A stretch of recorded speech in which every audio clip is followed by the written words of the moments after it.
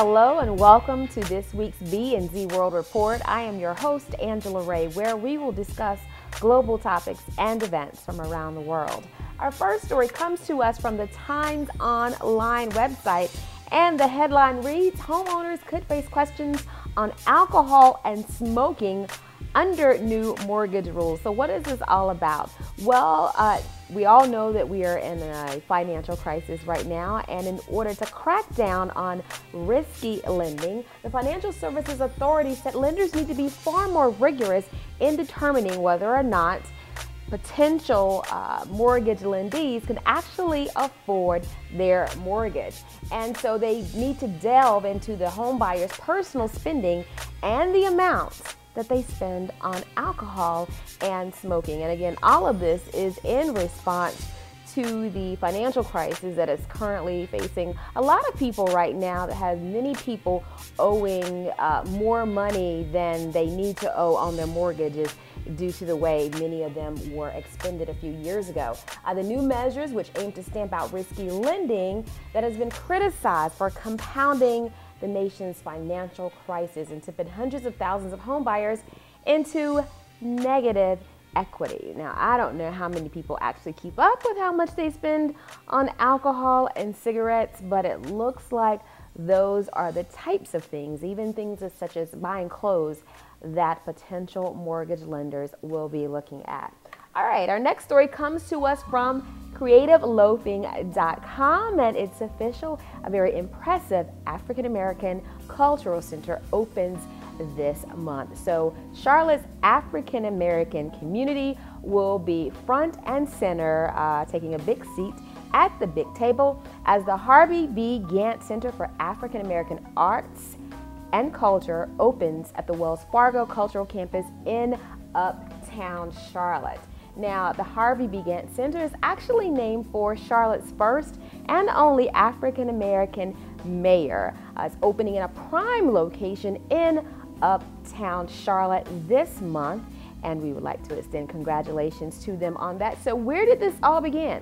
Well, 35 years ago, many leaders in the African American community wanted to organize an African American cultural center in response to what they perceived as urban renewal. Many of the African American businesses, churches, and neighborhoods were moved out of the downtown area of Charlotte. So the first center opened in 1977, a small office in the newly renovated Spirit Square, and then later the center moved to another location operating a 130-seat theater. But now they will move into their new home that encompasses, and get this, 44,000 square feet. What a phenomenal facility. So, who brought all of this about? Well, we can thank the Durham-based Freeline Group and their architects who created this Jacob's Ladder concept, drawing upon inspiration from the Myers Street School that once stood exactly where the new building stands today. And again, that is the Harvey B. Gantt Center for African American Arts. All right, our next story comes to us from Infowars.com. So we all know that there has been a lot of talk in the media these days about the H1N1 and about keeping ourselves healthy, safe, and sanitized.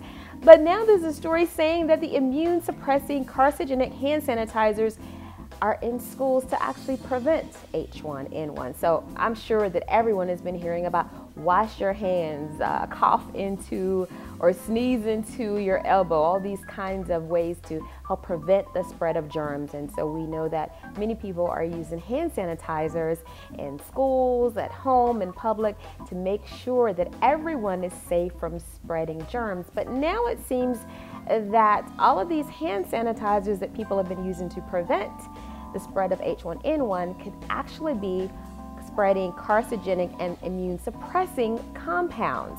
Now, many brands of sanitizers contain about 60% of alcohol, the same type of alcohol that's in drinks. Don't nobody go out and try to get one and get high off a little bit of hand sanitizer.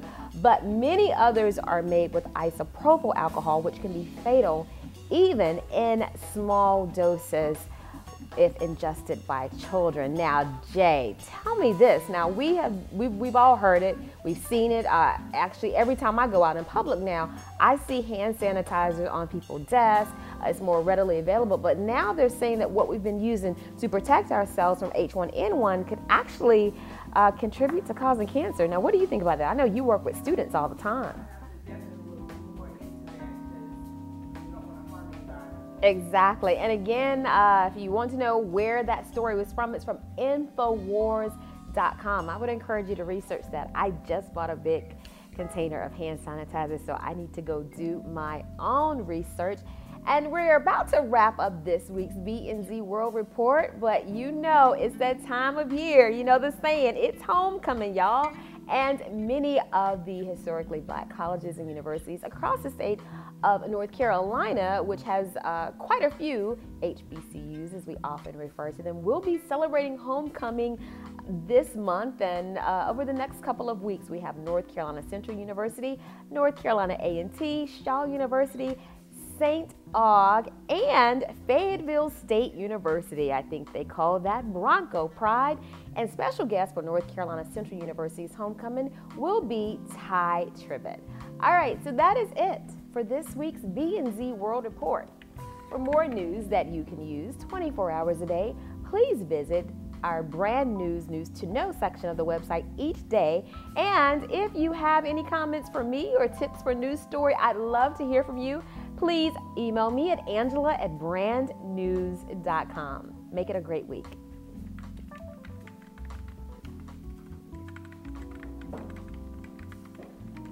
Can you believe that? Hand sanitizer.